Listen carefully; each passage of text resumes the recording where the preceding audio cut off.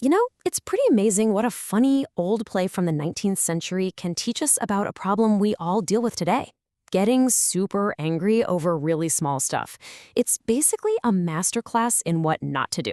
All right, let's get into it. Come on, think about it for a second. Have you ever been in a fight over, I don't know, which way to turn the car or who used the last of the ketchup?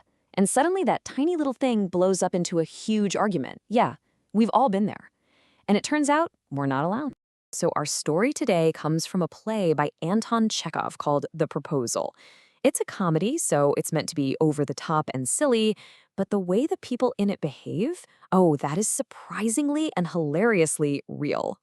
Okay, so let's meet the people in our little drama. First, there's Lomov. He's a nervous guy who's come over to propose to his neighbor, Natalia. Now, Natalia is very strong-willed. And then you have her dad, Chubakov. And the one thing you absolutely need to know about all three of them is that they are quarrelsome people. They love a good argument. So Lomov shows up with this huge, life-changing goal, right? A marriage proposal. But that goal gets completely derailed almost right away.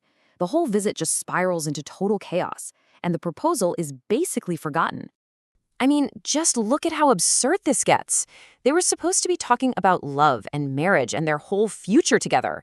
Instead, they get into these massive screaming matches over a tiny patch of land, and, I'm not kidding, whose dog is better? It's the perfect example of how the dumbest little things can totally hijack the most important moments in our lives. And listen, this was not some polite little chat. No, no. They shout, they insult each other, they call each other names, they even start bringing their long-dead relatives into the fight. The whole point of the visit just gets buried under all this anger. So what happened here? Why did a simple, happy proposal turn into an absolute war zone?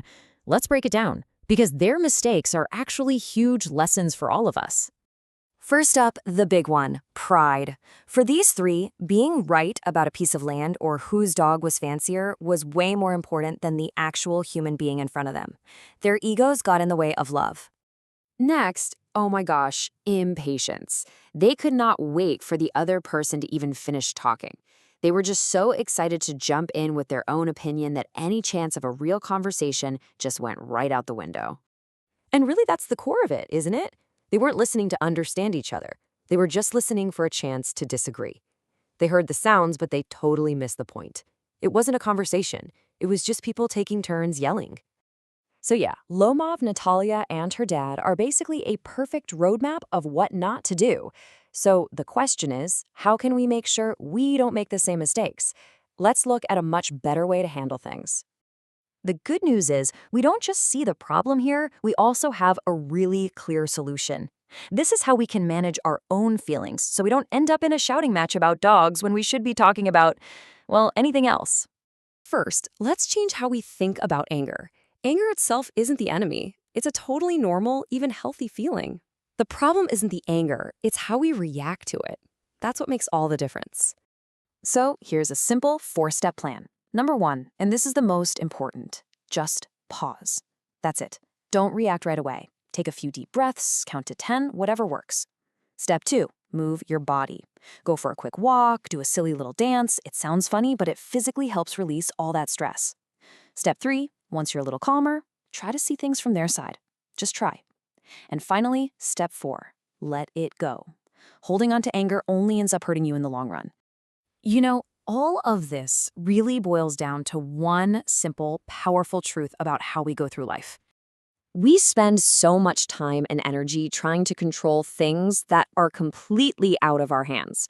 We can't control what happens around us, and we definitely can't control what other people think or do. When you get right down to it, the only thing in the entire world that we have 100% control over is our own response. And that's where all our power is. So, how do we build that better response? Well, it's about working on 3 things. First, just being a little more tolerant of things that annoy us. Second, getting better at truly understanding where other people are coming from. And third, actively choosing to be more loving and compassionate. So I'll leave you with this question to think about. The next time it happens, and it will happen, when you feel that heat rising over something small and silly, what will you choose? Are you going to be a Lomov, or are you going to choose to pause, to understand, and to respond in a way you can be proud of?